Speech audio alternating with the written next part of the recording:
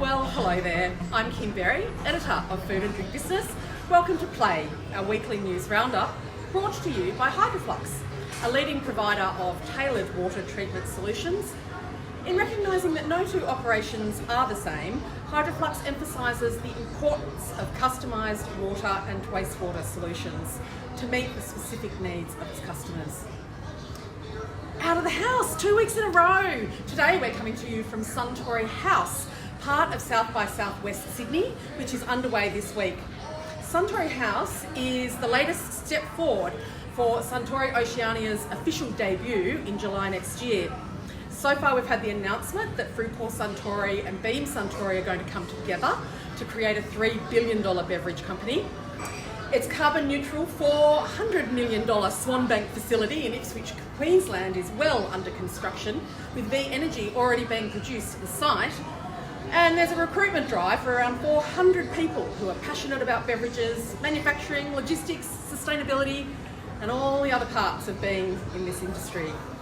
The CEO of Suntory Beverage and Food Oceania, Darren Fullerton, was telling me that Suntory House was created to give its customers and industry partners the opportunity to see what makes Suntory tick.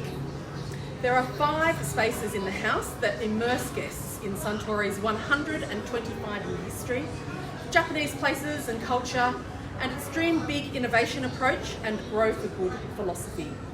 So look, let's whip through this week's news because I'm quite ready to feel like I'm in a neon-lit Tokyo with a Suntory cocktail and perhaps a little Japanese something. I'm afraid I'm going to be giving you some light and shade in today's news report. We're going to switch from the energy of celebration and excitement to a bit of shock, frustration and even anger, with this year's Hunger Report by Foodbank Australia providing absolutely devastating figures. 1 in 3 households are experiencing some level of food insecurity. More than half of those are experiencing the most severe form of insecurity. In fact, it's 59%, so it's closer to 2/3 than it is to half. The most extreme level of hardship means there is disrupted eating. That is, regularly skipping meals, compromising the type of food that you eat, how often you eat, or if you eat at all. 69% of single-parent households are in food insecurity, and 41% of those are in the severest level. I had a long talk with Foodbank Australia's CEO, Brianna Casey, and look, she tells it pretty straight. I quote, "These are households going entire days without eating because they have literally run out of money to buy more food. We warned at the beginning of the cost of living crisis that low-income households were always going to suffer first, worst, and for the longest, and these findings confirm this. We are seeing families that were just getting by, now reaching the limits and making unimaginable choices. Anyone who thinks this crisis is over or that we've turned a corner or are coming out the other side is certainly not living the day-to-day reality of our low-income households." As Brianna said, there's an election next year and it has to be about more than critical minerals or solar versus nuclear, surely. Okay, this is when we say take a breath, Kim.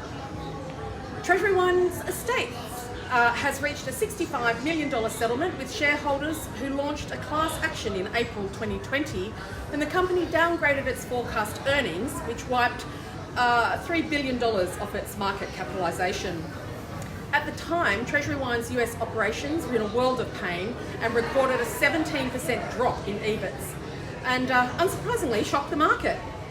Treasury agreed to the settlement on the day a 7-week trial was about to begin into the matter, making no admission of liability and saying that it would be paid from its available insurance proceeds. The Aussie Plant Based Company going too fast. The Aussie Plant Based Company, owner of plant protein brands Veef and Love Buds, has been liquidated. The company was created last year when Fen Foods and Love Buds, the retail business of all G Foods, merged. The liquidators, Fort Restructuring, said the business closed because of cash flow problems, but that it was already in discussions with 3 parties interested in getting it back up and running quickly. In one of the most curious stories of the year, and haven't there been plenty, Australian Vintage has reappointed Craig Garvin as Chief Executive Officer after he was dismissed in May for inconsistency with the values of the company and the high standard expected of its CEO. It appears a brand new board decided all was forgiven or forgotten, and that Garvin's deep understanding of the business made him the standout choice over what Chair James Williamson said were some exceptional candidates.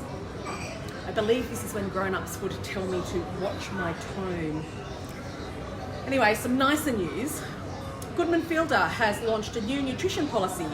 One of its recent milestones was clocking over the removal of 500 tonnes of sodium from its Helga's and Wonder Bread ranges, reducing its sodium content by 30%. And Roma Food Group's Orgran brand, the mainstay of many consumers with food allergies, has turned 40. For those of us old enough to remember allergen-free and gluten-free foods that long ago, were few and far between and not necessarily enjoyable. Edible, maybe, but certainly enjoyable was debatable. Anyway, it has been at the forefront of developing products that are enjoyable and nutritious for those of us who cannot just shove whatever is in front of them down their gullet. So congratulations to them. And finally, it's that time of year for the team at Food and Drink Business to compile our annual flagship Australia's Top 100 Food and Drink Companies report, this time obviously for 2024. We work closely with the data gurus at IBISWorld to create the list, ensuring that it is the most current and accurate resource for the industry. So a couple of points. The report lives on our homepage for the entire year. It receives 40,000 more hits than any other issue we produce. It tops the list of our monthly analytics as well. If you're interested in advertising in the issue, having your company present and associated with such a high calibre of work, please contact our National Sales Manager, Sharon Amos, and she will be able to help you with all of the options available.